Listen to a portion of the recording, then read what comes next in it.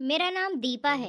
एक हादसे में मेरे पति की मौत हो गई तो मेरे पिता मुझ विधवा को अपने साथ घर वापस लेकर जा रहे थे, लेकिन मेरे ससुर ने उन्हें रोक लिया और जबरदस्ती मेरी शादी मेरे छोटे देवर के साथ करवा दी गई।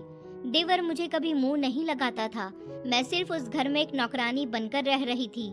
मेरी जेठानी मुझे बहुत परेशान करती थी, हर समय मुझे इल्जाम देती रहती थी, मेरी गलतियां तलाश करती रहती थी। एक दिन मैंने अपने देवर को किसी से चोरी चुपके बात करते हुए सुना।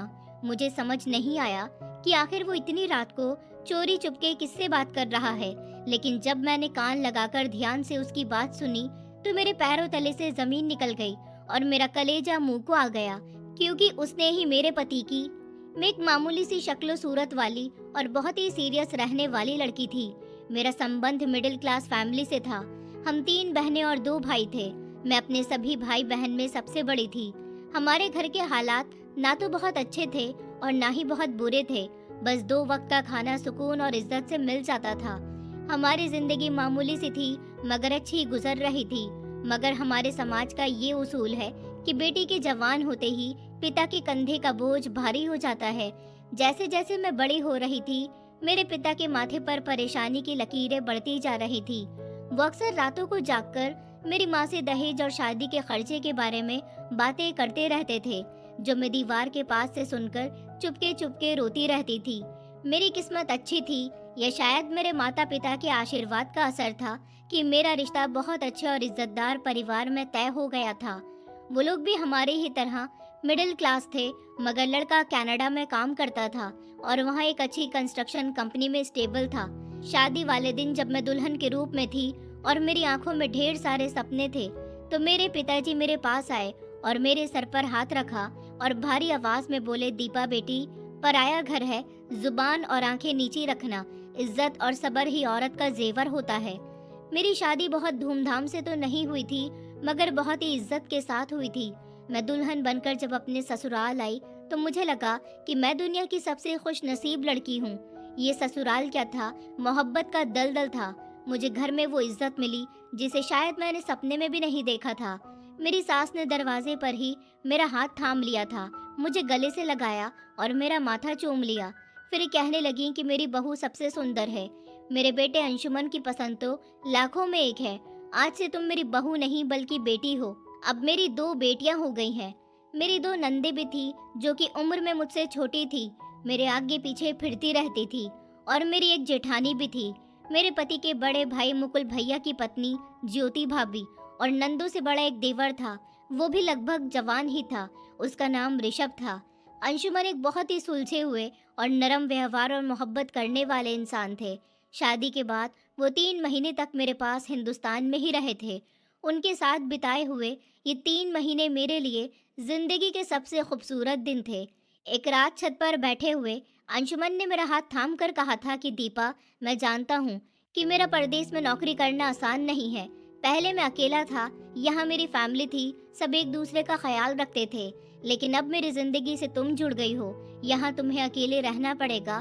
लेकिन मेरा विश्वास करो, मैं वहाँ जो खून पसीना बहाता हूँ वो सिर्फ इसीलिए कि तुम और मेरे घर वाले यहाँ सुकून की जिंदगी गुजार सको। मेरी गैर मौजूदगी में मेरे माता पिता और इस घर को संभाल लेना। मैं तुम्हारी पलकों पर कोई बोझ नहीं आने दूंगा। उनके अंदाज की सच्चाई ने मेरे दिल की मोहब्बत को और भी गहरा कर दिया था। मैंने उनके कंधे पर सर रखकर उनसे वादा किया था कि मैं उनके विश्वास को कभी भी टूटने नहीं दूंगी। 3 दिन बाद अंशुमन को वापस कनाडा जाना पड़ा, क्योंकि उनकी छुट्टियां खत्म हो चुकी थी। उनका जाना मेरे लिए बहुत मुश्किल था, मगर नौकरी की मजबूरी थी। मेरे जेठ तो यहीं रहकर कारोबार करते थे, लेकिन उनका कारोबार इतना अच्छा नहीं था कि उनकी कमाई से पूरा घर चल सके। अभी उनको दोनों बहनों की शादी भी तो करनी थी। ऋषभ अभी पढ़ाई कर रहा था, उसकी नौकरी नहीं लगी थी। एयरपोर्ट पर उन्हें विदा करते हुए मेरा दिल डूब रहा था, मगर मैंने मुस्कुराकर उन्हें अलविदा कहा था ताकि वो परेशान न हो। उनके जाने के कुछ समय के बाद ही मुझे खुशखबरी मिली कि मैं प्रेग्नेंट हूँ। ये खबर जब मैंने फोन पर अपने पति को सुनाई तो उनकी खुशी का कोई ठिकाना नहीं रहा था। उन्होंने कहा, क्या तुम सच कह रही हो दीपा? उनकी आवाज खुशी से कांप रही थी। उन्होंने कहा कि ऊपर वाले ने मेरी सुन ली है, तुम अपना बहुत ख्याल रखना, काम काज की फिक्र मत करना, मैं माँ से कह दूंगा कि तुम्हें आराम करने दे। मेरे ससुराल में भी कुछ इसी तरह का खुशी भरा माहौल था।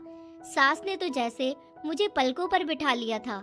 वो किचन में मुझे ज्यादा काम करने नहीं देती थी। सुबह उठते ही बड़ी नंद मेरे लिए दूध का गिलास मेरे सरहाने पर रख देती थी और छोटी नंद बार बार कमरे में फ्रूट्स लेकर आती रहती थी। हम एक जॉइंट फैमिली सिस्टम में रहते थे।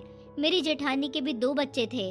वैसे तो बाहर से वो मुझसे बहुत अच्छी तरह से मिलती थी, मगर कभी कभी उनकी बातों में छुपी हुई चुभन मुझे महसूस होती थी।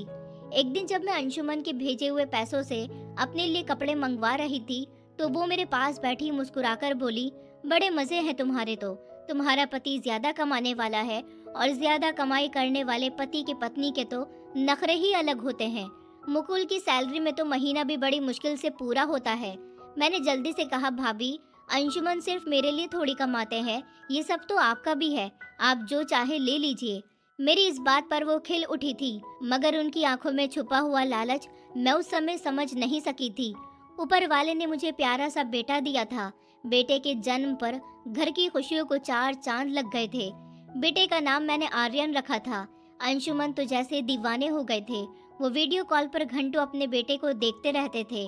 वो वहाँ परदेश में अकेले मेहनत कर रहे थे ताकि हम सब यहाँ आराम से रह सके। अंशुमन की कमाई बहुत अच्छी थी। वो हर महीने 1.5 लाख रुपए घर भेजते थे।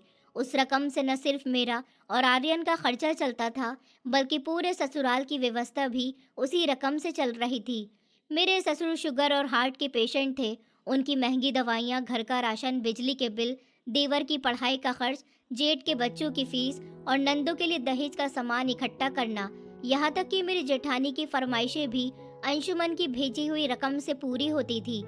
मुकुल भैया एक छोटी सी दुकान पर काम करते थे, जहाँ उनकी आमदनी बहुत मामूली थी, जिससे उनका अपना जेब खर्च भी मुश्किल से निकलता था।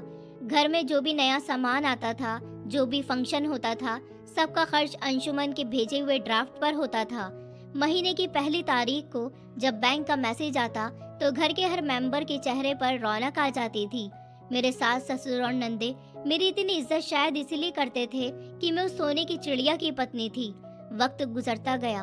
मेरा बेटा 2 साल का हुआ तो अंशुमन दोबारा छुट्टी पर आ गए थे। इस बार वो हमारे लिए ढेर सारे गिफ्ट्स लेकर आए थे। ज्योति भाभी के लिए भी वो कीमती कपड़े और बच्चों के खिलौने वगैरह लेकर आए थे।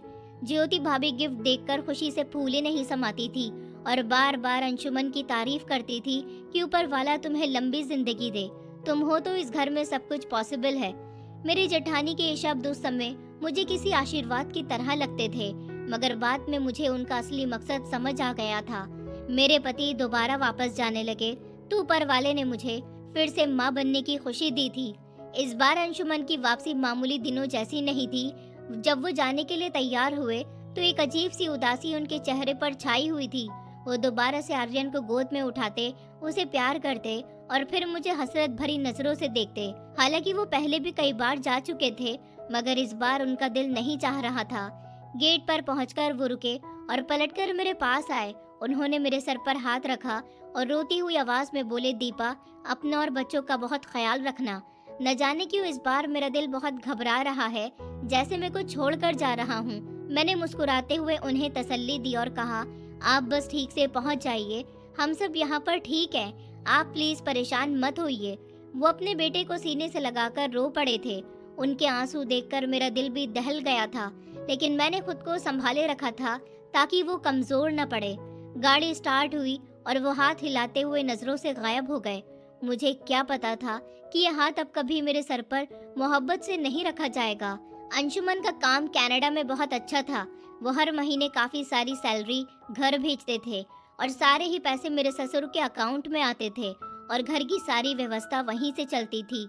लेकिन मेरे पति मेरी जरूरत का ख्याल रखते हुए मुझे अलग से भी खर्चा देकर जाते थे, ताकि मैं किसी की मोहताज न रहूं और अपनी और अपने बच्चों की छोटी मोटी ख्वाहिशों को पूरा कर सकूं।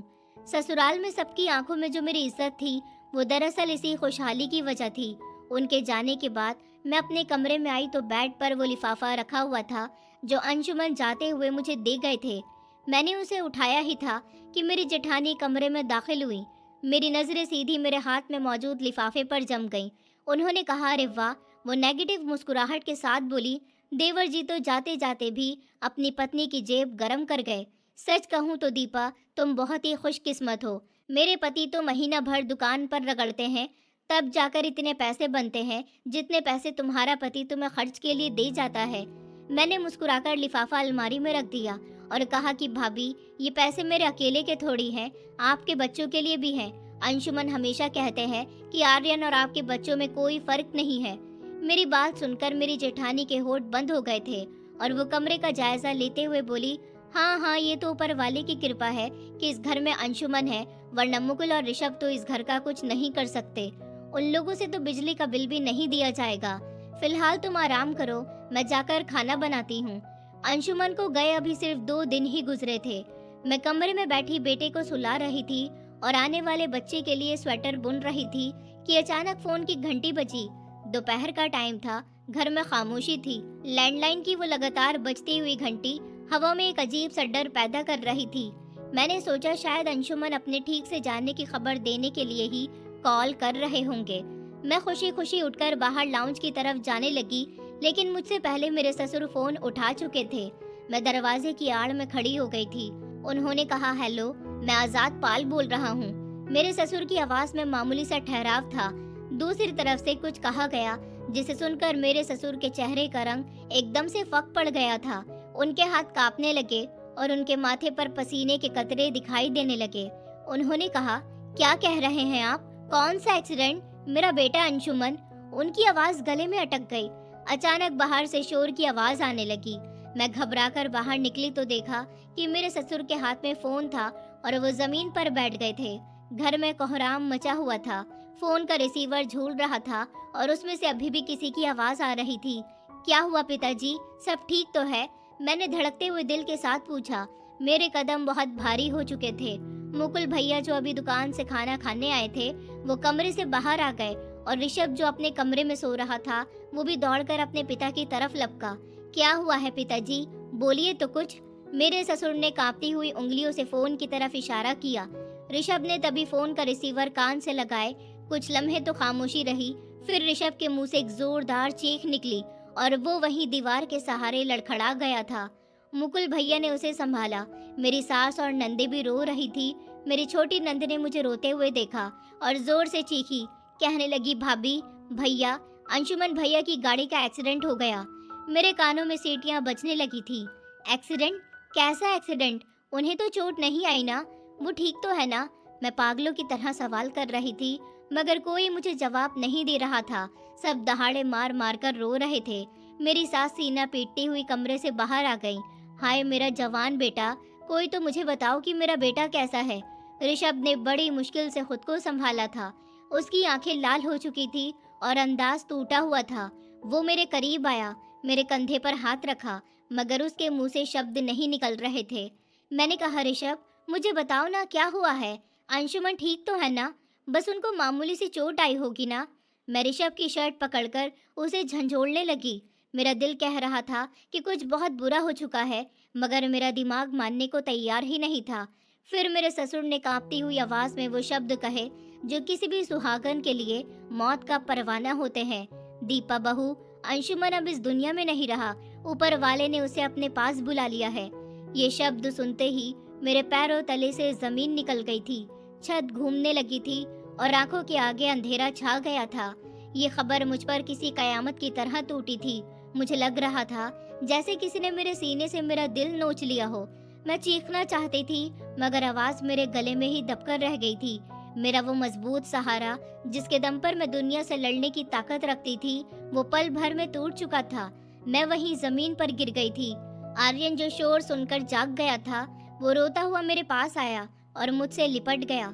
उसके मासूम एहसास ने मुझे होश दिलाया था। मैंने उसे जोर से अपनी बाहों में भर लिया और कहा, बेटा, तुम्हारे पापा चले गए। आर्यन, तुम्हारे पापा हमें छोड़कर चले गए। मैं दहाड़े मार मार कर रो पड़ी थी। मैं विधवा हो गई थी। अभी तो मेरी उम्र ही कुछ नहीं थी और मेरे पति की अभी एक और निशानी मेरे पेट में पल रही थी। वो भी तो इस दुनिया में नहीं आया था। उसने तो दुनिया देखी भी नहीं थी और वो अभी से अनाथ हो चुका था। मेरे दिमाग में उस समय दुख से ज्यादा एक खौफनाक सवाल गूंजने लगा था कि अब मेरा क्या होगा। मैं इन बच्चों की अकेले कैसे परवरिश करूंगी। घर में कोहराम मच गया था। मेरी सास, नंदे, ससुर, देवर, जेठानी और जेठ सब गम से निढाल हो चुके थे। मोहल्ले की औरतें जमा होना शुरू हो गई थी। हर तरफ शोरगुल था। हर कोई यही बात कर रहा था कि अभी कुछ दिन पहले तो अंशुमन बिल्कुल सही सलामत यहाँ से गया था। जिस घर में कुछ समय पहले तक हंसी गुल्ले गूंज रहे थे, अब वहाँ पर मौत का सन्नाटा छा गया था। मैं कमरे के एक कोने में बैठी बस रोए जा रही थी। मेरी आंखें दीवार को घूर रही थी। इसी कंफ्यूजन में मैंने अपनी जेठानी और जेठ को आपस में बातें करते हुए देखा। वो किसी बात पर खुसुर पुसुर कर रहे थे। मेरी जेठानी रो रही थी, मगर उनके शब्द मेरे कानों में किसी शीशे की तरह बनकर उतर रहे थे। वो अपने पति से कह रही थी, मुकुल, अब क्या होगा, घर कैसे चलेगा? अंशुमन तो चला गया है, उसके साथ वो आमदनी भी गई जिस पर हमारा गुजारा था। उनके शब्दों ने मेरे जख्मों पर नमक छिड़क दिया था। अभी तो मेरे पति की मौत को ज्यादा समय भी नहीं हुआ था और उन्हें पैसों की फिक्र सता रही थी। मुझे वो फोन कॉल याद आने लगी। क्या वो इंसान सच कह रहा था? क्या सच में ये एक्सीडेंट नहीं था? मगर उस समय इन सवालों का कोई फायदा नहीं था, क्योंकि हकीकत ये थी कि अंशुमन अब कभी वापस नहीं आने वाले थे। अभी तो अंशुमन की डेड बॉडी भी नहीं आई थी, मगर मुझे अपने आसपास लोगों की नजरें बदलती हुई महसूस हो रही थी। वो सास ससुर जो मुझे कभी बेटी कहते थे, वो नंदे जो मेरे आगे पीछे फिरती थी, उनके व्यवहारों में हमदर्दी के साथ साथ एक अजीब सा खिंचाव आ गया था। मुझे अंदाजा नहीं था कि पति की मौत के साथ ही औरत का मुकाम भी खत्म हो जाता है। इंसान का भी अजीब मामला है। वो समझता है कि उसकी दुनिया किसी एक इंसान के दम से कायम है, लेकिन जब वो इंसान चला जाता है तो दुनिया खत्म नहीं होती, बस वीरान हो जाती है।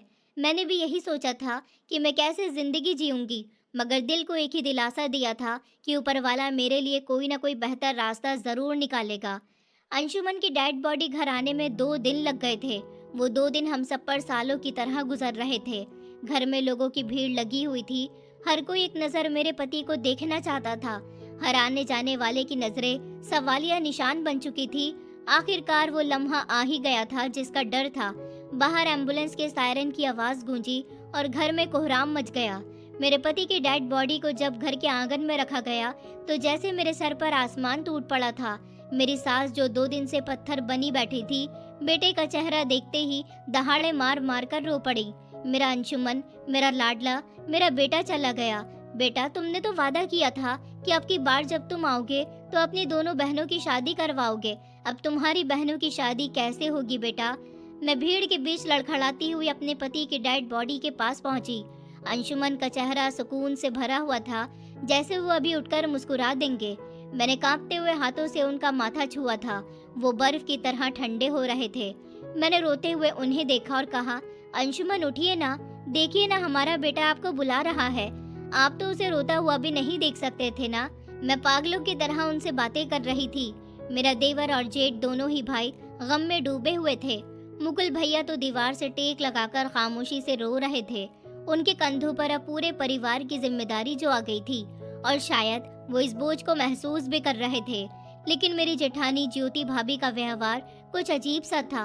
वो रो तो रही थी, मगर उनकी आंखों में गम से ज्यादा एक अनजाना डर और बेचैनी थी, जैसे उन्हें अंशुमन के जाने से ज्यादा किसी और चीज के खो जाने का डर हो। मेरे पति की मौत पर मेरे मायके वाले सारे रिश्तेदार, आस पड़ोसी और मेरी जेठानी के मायके वाले भी आए हुए थे। उनकी छोटी बहन प्रतिज्ञा भी आई हुई थी, जिसका रिश्ता मेरी सास ने ऋषभ के साथ 2 साल पहले तय किया हुआ था। प्रतिज्ञा ऋषभ को पसंद करती थी। ऋषभ की नौकरी लगने के बाद उन दोनों की शादी भी जल्द ही हो जानी थी, लेकिन उनसे पहले मेरे पति को अपनी दोनों बहनों की शादी की फिक्र थी। अंशुमन का अंतिम संस्कार हो गया था। घर से रौनक खत्म हो गई थी और सुकून सब कुछ उनके साथ ही चला गया था। लेकिन कुदरत की परीक्षा अभी खत्म नहीं हुई थी।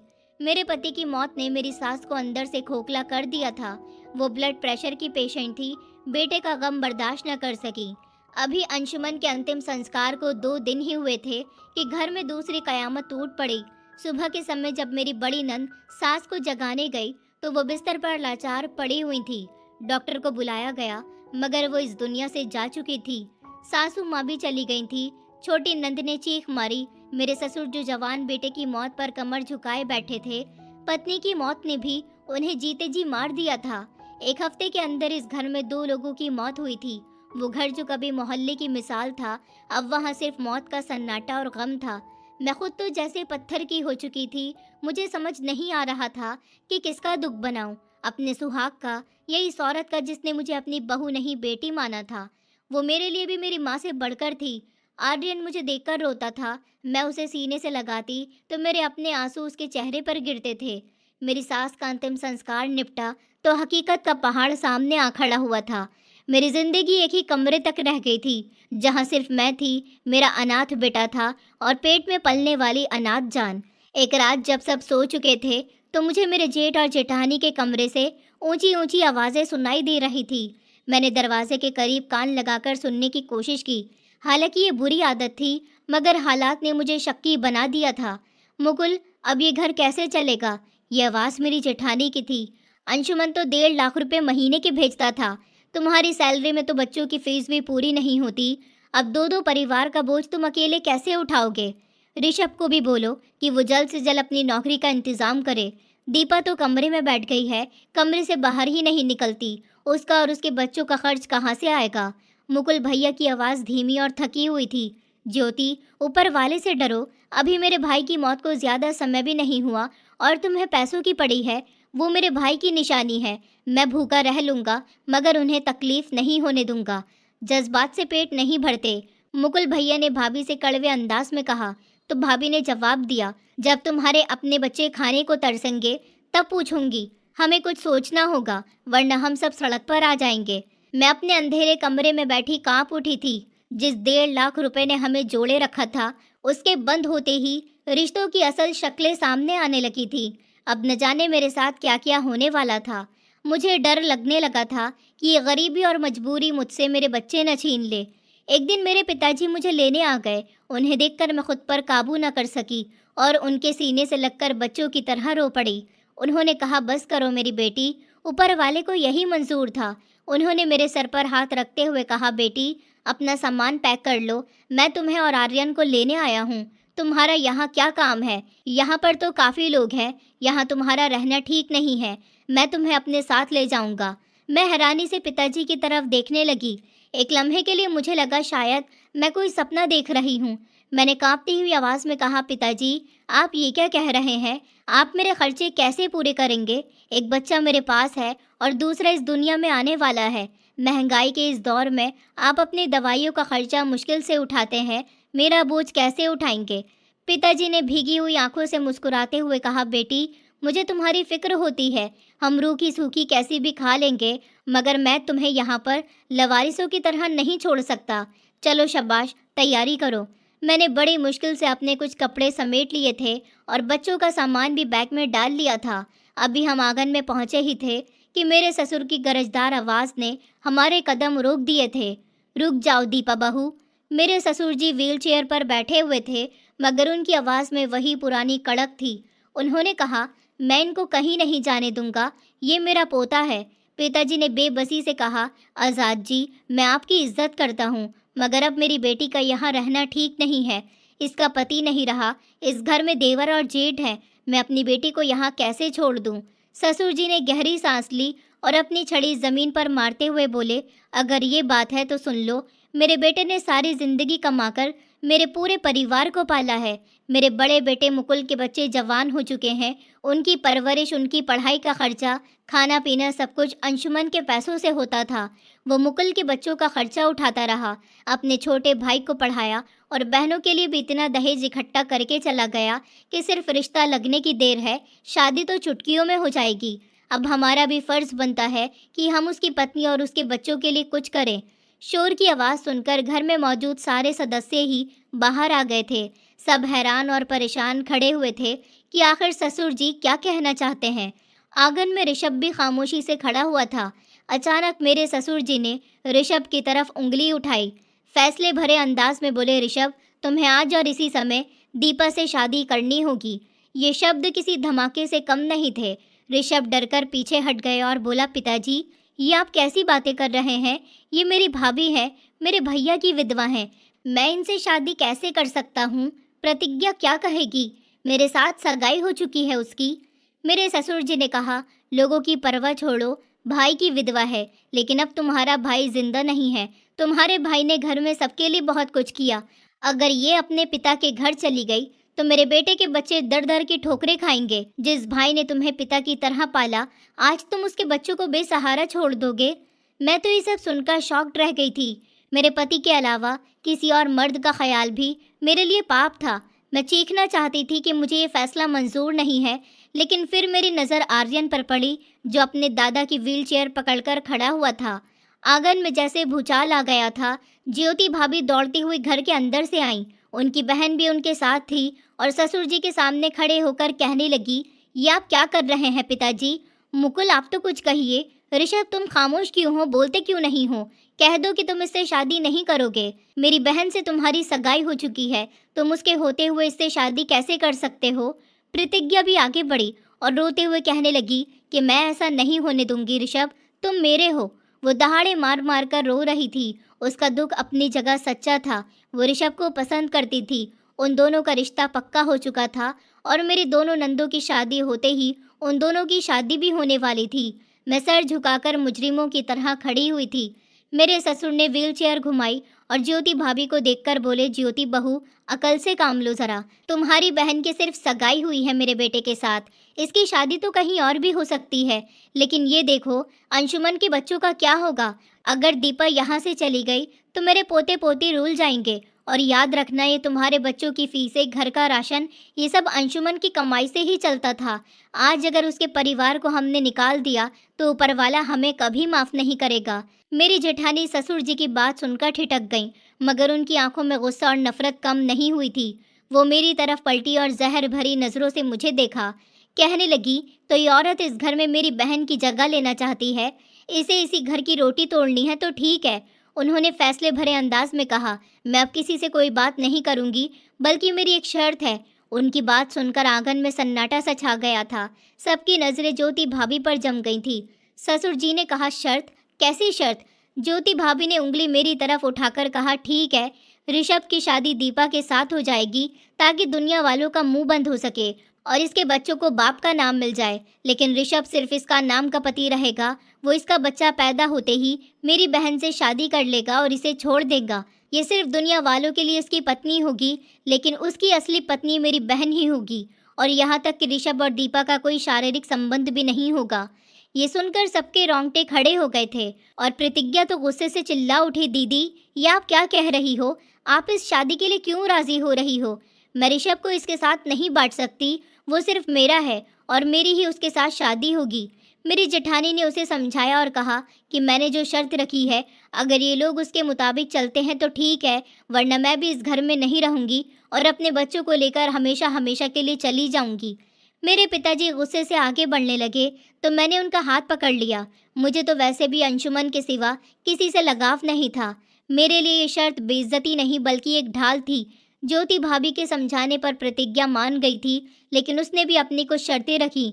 उसने कहा, ऋषभ इसके कमरे में भी नहीं जाएगा, न रात को न दिन को, सिर्फ उसका और उसके बच्चों का खर्चा पूरा किया जाएगा। दीपा अपने पोर्शन में रहेगी और मैं भी अब इस घर से नहीं जाऊंगी। अगर ये शर्त मंजूर है तो शादी हो सकती है, वरना मैं पुलिस को बुला लूंगी। ऋषभ ने बेबसी से अपने पिता की तरफ देखा। मेरे ससुर जी ने गहरी सांस ली और सर हिला दिया। वो जानते थे कि घर को टूटने से बचने का शायद यही इकलौता रास्ता था। ऋषभ ने नज़र झुकाकर धीमी आवाज़ में कहा था कि मुझे मंजूर है। मैं वादा करता हूँ, दीपा से सिर्फ दुनिया के दिखावे के लिए शादी करूँगा, बाकी कोई संबंध नहीं रखूँगा। मैं सिर्फ उनकी जिम्मेदारी उठाऊँगा, क्योंकि मेरे भैया ने मेरे लिए भी बहुत सारी कुर्बानियाँ दी हैं। मेरी राय किसी ने नहीं मांगी थी और शायद मेरी मर्जी की कोई अहमियत भी नहीं थी। मैंने भी खामोशी से हाँ कर दी थी, क्योंकि मुझे पति नहीं चाहिए था, मुझे अपने अनाथ बच्चों के लिए छत चाहिए थी। अगले दिन मेरी ऋषभ के साथ शादी हो गई थी। ऋषभ पिछले हफ्ते 2-3 कंपनियों में अपना इंटरव्यू दे चुका था। उम्मीद थी कि उसकी नौकरी जल्द ही लगने वाली थी। शादी के फौरन बाद ही ऋषभ अपने कमरे में चला गया था। प्रतिज्ञा भी उसके पीछे पीछे चली गई और मैं अपने कमरे में आकर आर्यन को सीने से लगाकर लेट गई थी। मैं अब ऋषभ की पत्नी बन गई थी, लेकिन हकीकत में आज भी अंशुमन की विधवा थी।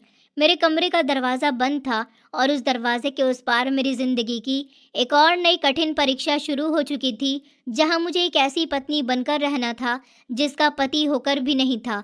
वक्त गुजरता जा रहा था, ये शायद रेंग रहा था, मुझे पता नहीं था। शादी के बाद जिंदगी एक अजीब डगर पर चल निकली थी। हम एक ही छत के नीचे रहते थे, मगर मेरे और ऋषभ के बीच खामोशी की एक ऐसी दीवार खड़ी हो गई थी जिसे हम दोनों ने मिलकर बनाया था। प्रतिज्ञा बार बार अपने मंगेतर पर पहरा बैठाकर रखती थी। वो पल पल की खबर रखती थी। ऋषभ घर आते तो सीधे अपने पोर्शन में चले जाते थे। अगर मुझे किसी चीज़ की ज़रूरत होती, राशन खत्म हो जाता या बच्चों की दवाई मंगवानी होती, तो मैं ज्योति भाभी को बता देती थी।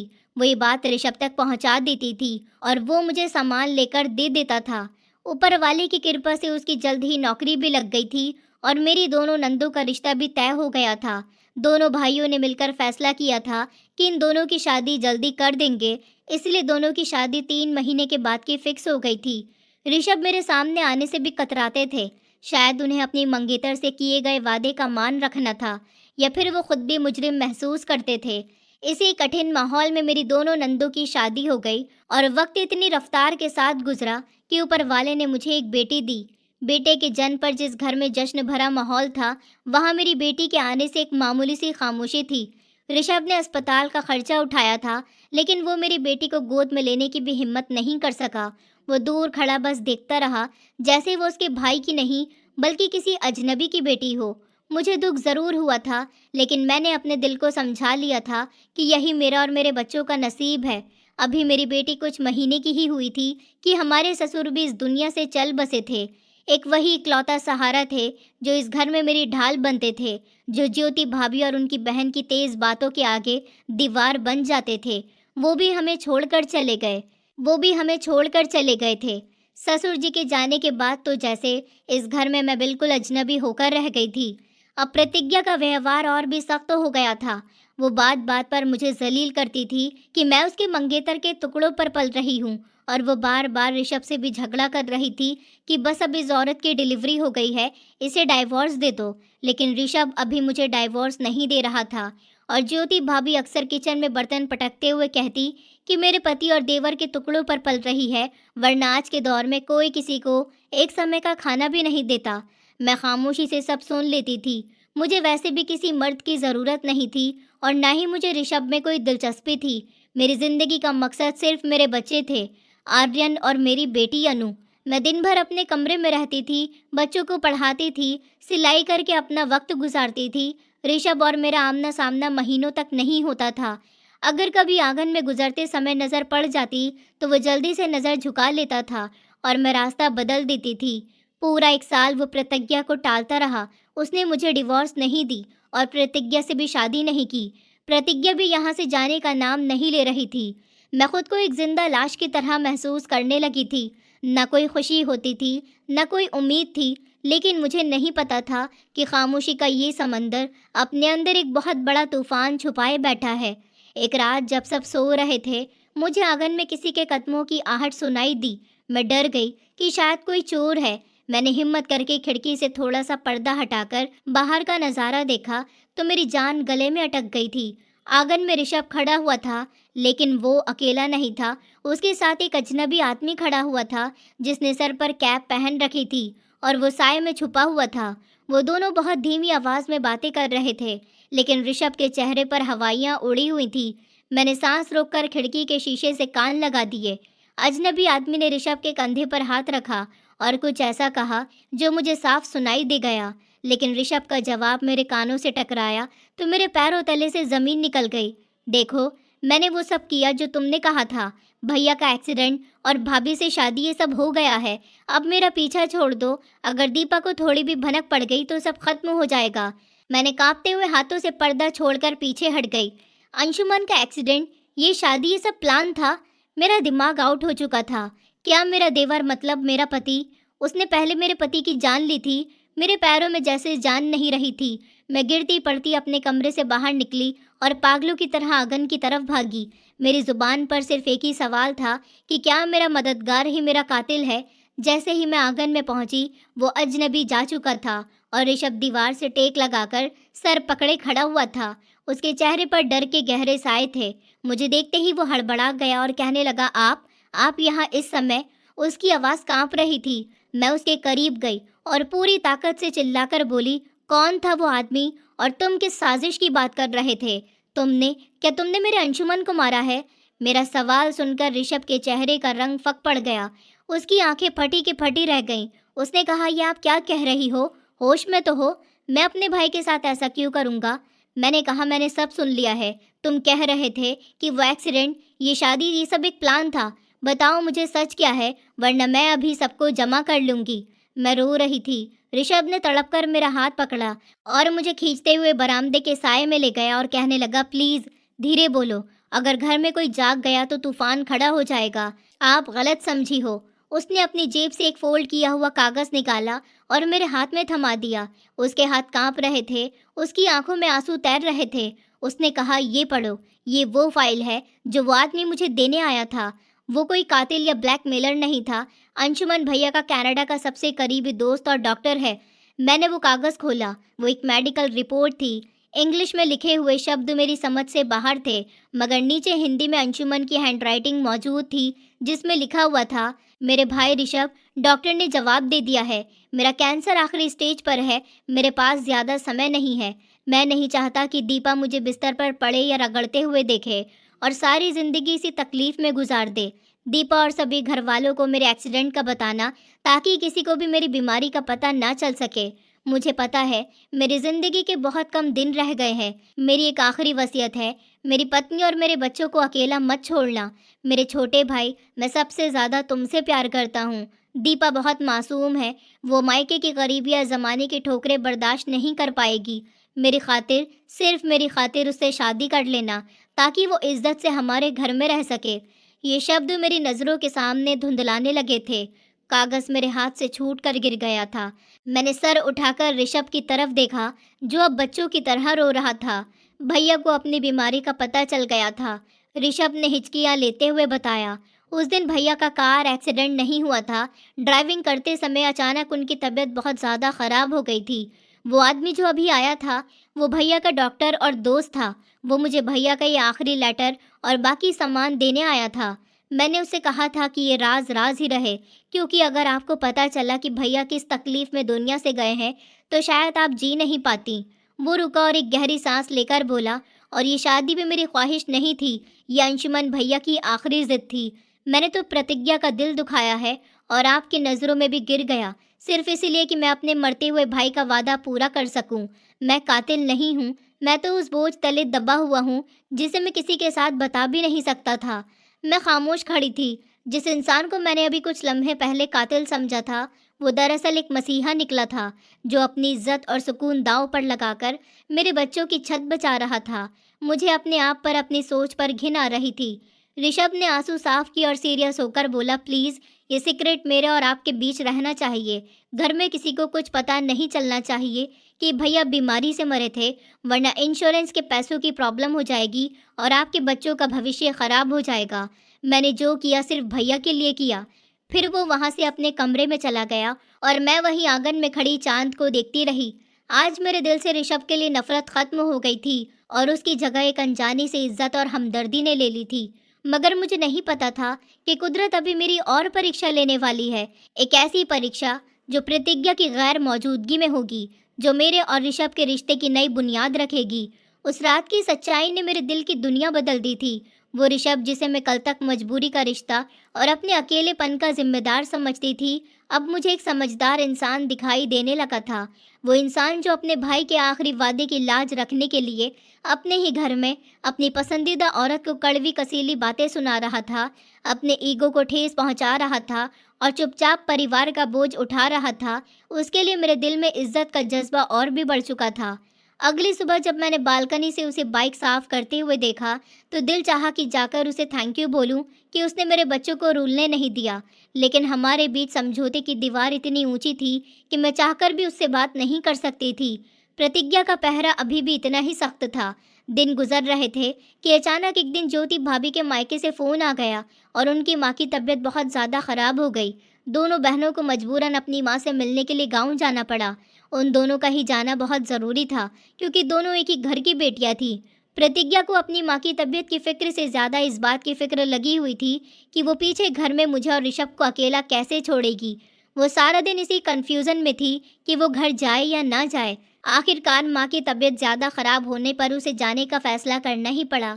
जाने से एक रात पहले उसने पूरे हफ्ते का राशन, ऋषभ के प्रेस हुए कपड़े और खाने पीने का सारा इंतजाम कर दिया था, ताकि ऋषभ को किसी भी चीज़ की ज़रूरत के लिए मुझसे बात ना करनी पड़े।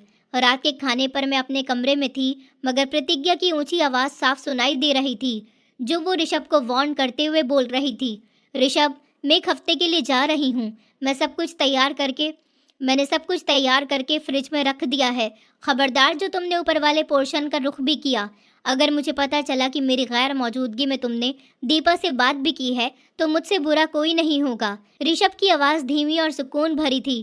ठीक है, तुम फिक्र मत करो, ठीक से जाओ और अपनी माँ का ख्याल रखो। मैं अपने वादे पर कायम रहूँगा। अगली सुबह प्रतिज्ञा, ज्योति भाभी, उनके दोनों बच्चे और मुकुल भैया ऑटो में बैठकर रवाना हो गए थे।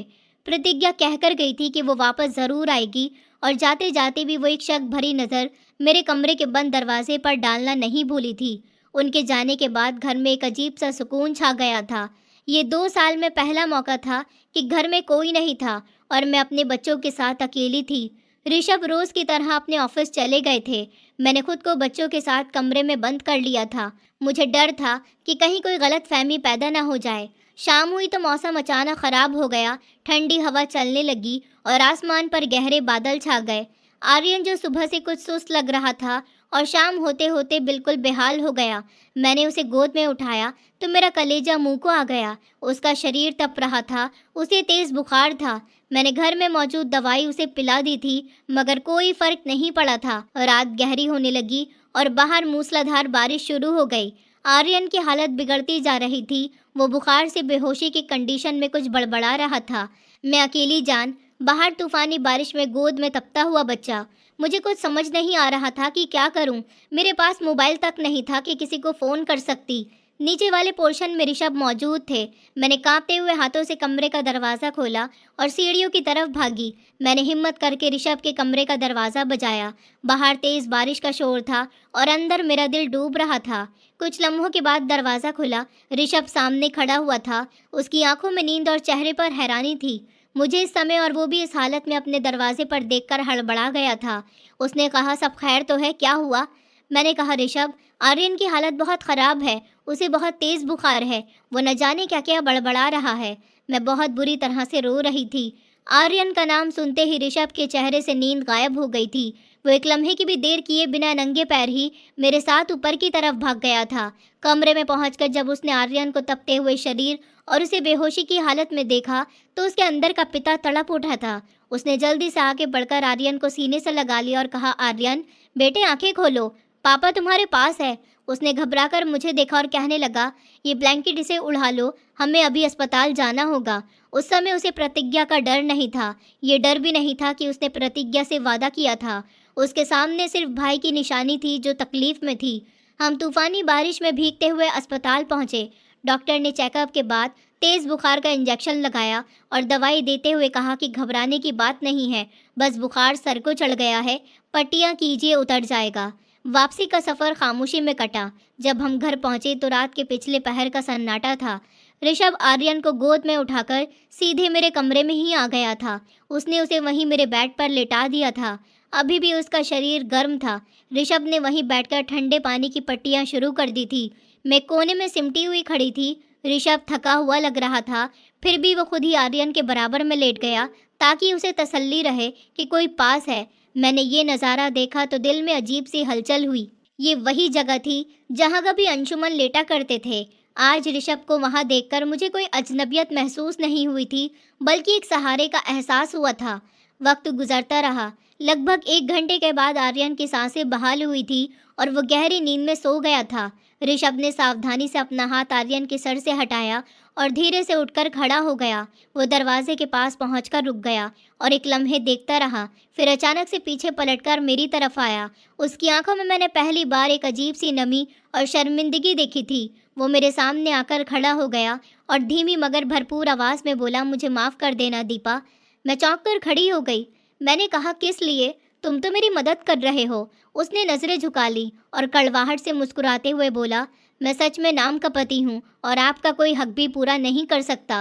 पिछले 2 सालों से मैं आपको एक नौकरानी की तरह राशन लाकर देता रहा। कभी आपसे ये नहीं पूछा कि आप पर क्या गुजर रही है। मैंने एक मुर्दा वादे की खातिर एक जिंदा इंसान को मार दिया। मैं आपका मुजरिम हूँ। उसके अंदाज में इतनी शर्मिंदगी थी कि मेरा दिल पसीज गया। मैंने नरमी से कहा, नहीं ऋषभ, ऐसी बात नहीं है। तुम मेरे बच्चों को पाल रहे हो, उन्हें पिता का साया दे रहे हो। मेरी खातिर तुम्हारी पढ़ाई भी बर्बाद हो गई और तुम वक्त से पहले ही नौकरी करने लगे। मेरे लिए यही काफ़ी है। मैंने कभी तुमसे शिकायत नहीं की। तुम बस अपनी जिम्मेदारी निभा रहे हो और मैं अपनी। मेरी बात सुनकर उसके चेहरे पर शर्मिंदगी और भी ज़्यादा बढ़ गई थी। शायद मेरी बातों ने उसके मन को और भी ज़्यादा झंझोड़ दिया था।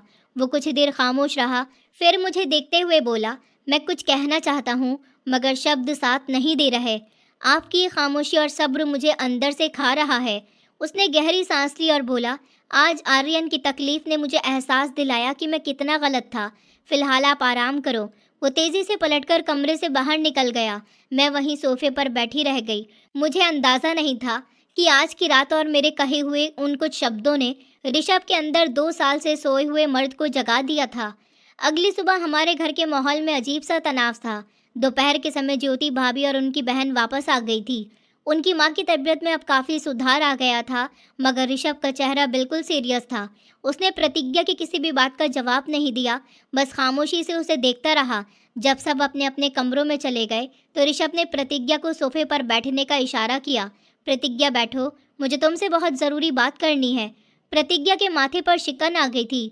उसने कहा, सब ठीक तो है? तुम्हारा अंदाज इतना बदला हुआ क्यों लग रहा है ऋषभ?